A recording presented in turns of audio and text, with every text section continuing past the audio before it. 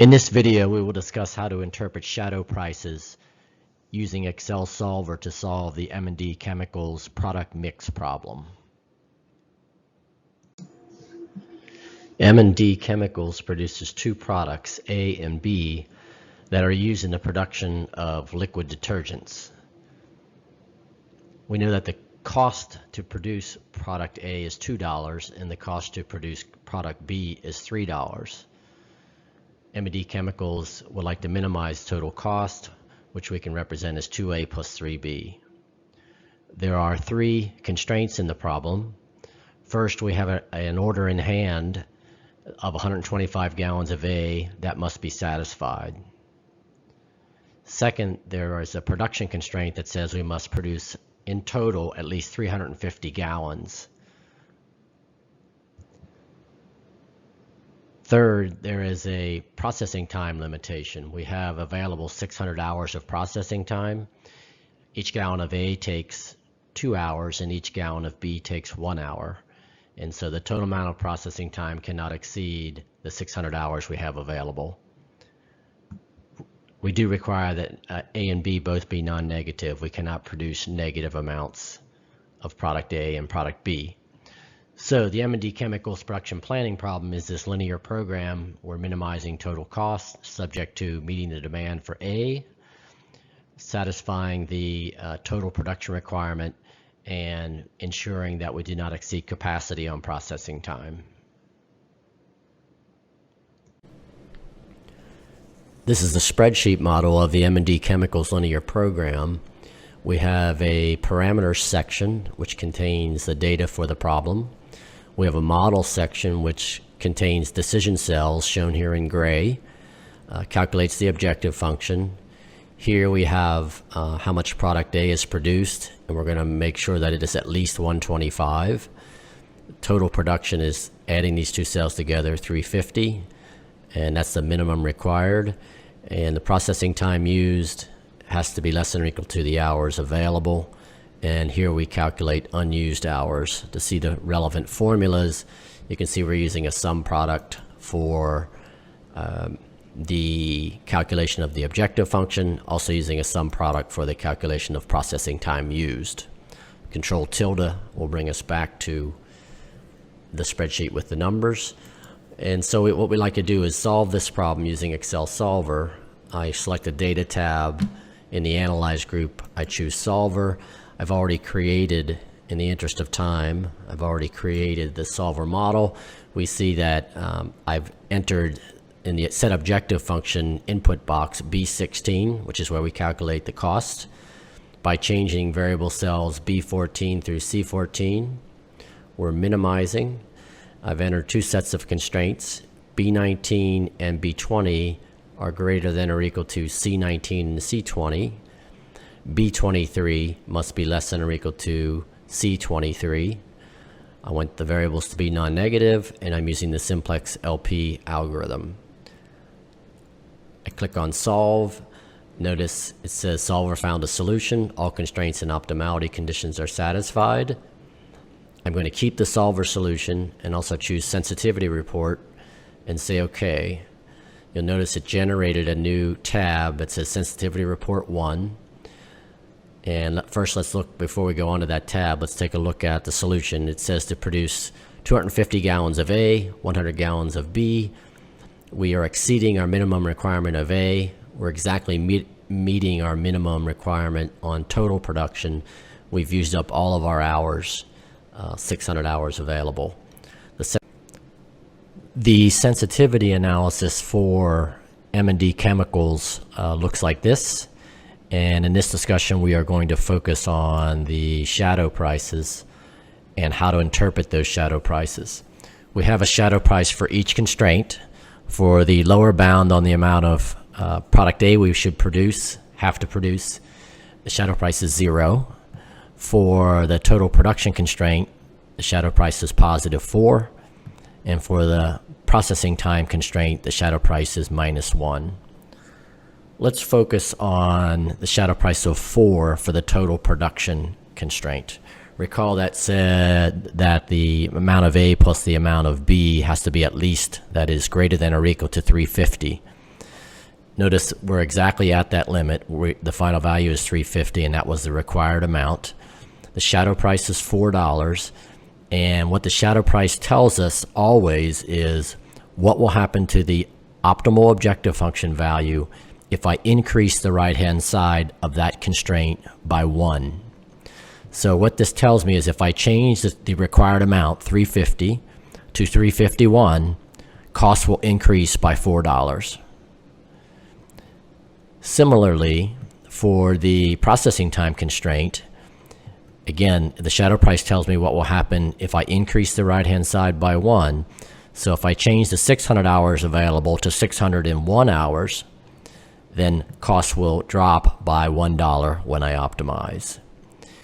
It should make some sense to you that in one case we have a positive shadow price, and in the other case it's negative.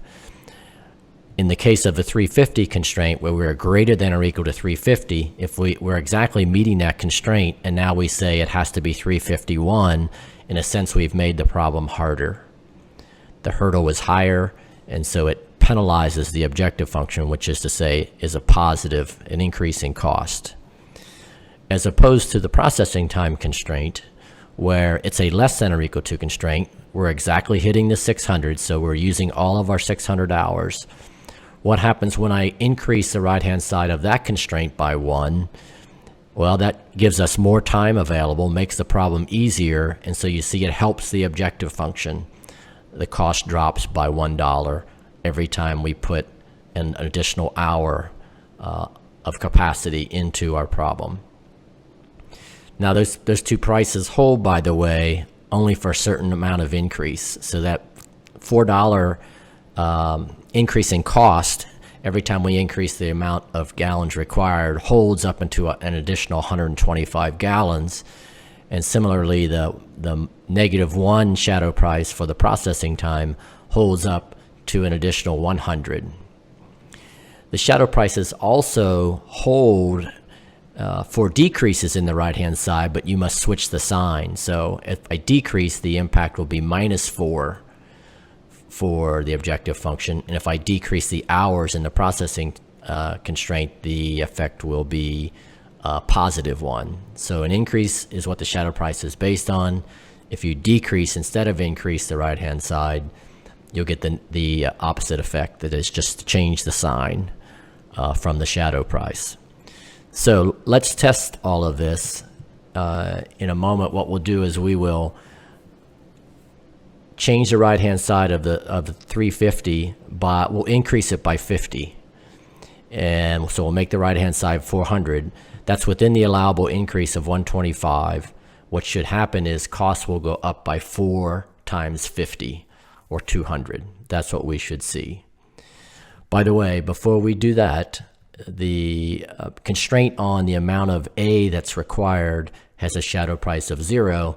That is because we have decided to produce more than the minimum requirement. So you'll see that that constraint is not binding. We're producing 250. We had to produce 125. If I increase that 125 to 126, the impact is 0 because we're already producing well over 126.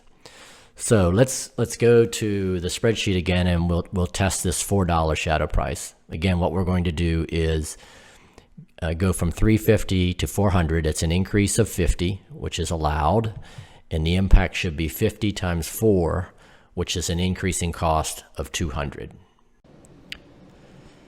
So let's go back to the model, and I'm going to take the 350 and increase it by 50. So I'm going to make this 400 minimum total production, and keep in mind that the cost is $800 now, and what we said would happen is the shadow price was 4 times the increase of 50 is 200, so we should see a minimum cost of $1,000.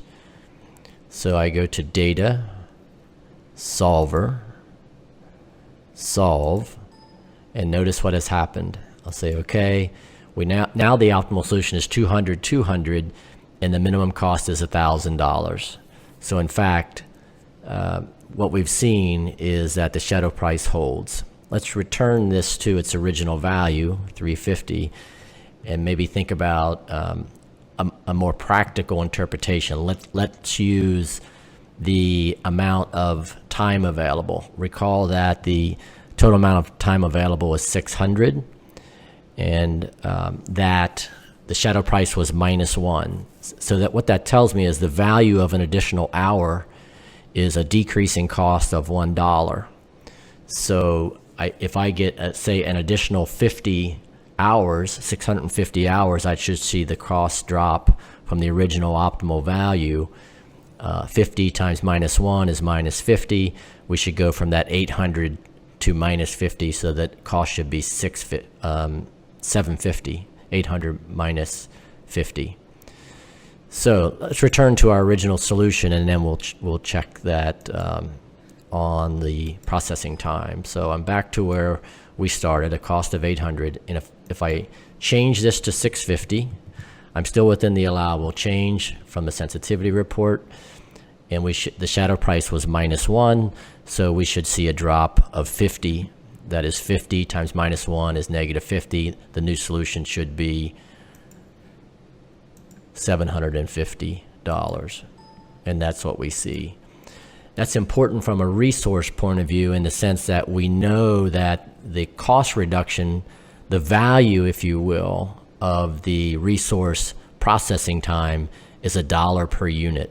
So it tells me the value of getting more resources in terms of my objective function. So if I could, for example, increase the hours available for processing time by anything less than $1 additional cost, then it would be valuable for me to go ahead and do so, because costs will drop by $1. So that's how we interpret shadow prices. Again, shadow price is what happens to the objective function when you increase the right-hand side of a constraint by 1. Things to remember: non-binding constraints will have a shadow price of 0. When you increase the right-hand side, if it's a greater than or equal to constraint, you're making the problem harder, so it will hurt the objective function.